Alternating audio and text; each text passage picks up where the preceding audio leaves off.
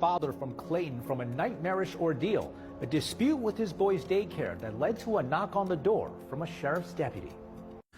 I've been seeing that a lot of people want an update on this. Well, here's the update. So I made a series of TikToks, and this guy got a warrant issued for my arrest for trespassing and stalking. So I hired a lawyer, and we ran to court for 6 months because they kept pushing it off, and then finally they got me a date.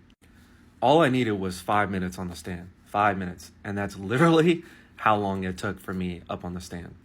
So the owner gets up on the stand, he's doing his spiel, and then the judge asks for the TikToks to be played. So they start playing this TikTok, this supposed TikTok where I'm trespassing, and they see that I'm outside of this fence. And they're like, "Sir, where does your property start?" He's like, "Well, inside the fence there." And they're like, "Do you have any footage of him inside of your fence?" And he said, "No." So then they dropped that charge. Now onto the stalking charge. The stalking charge is even more comical. They said, "Sir, what's the road that you supposedly saw him driving down?" And he identified the road. They showed him on a map or whatnot. And they were like, "Isn't that a public road?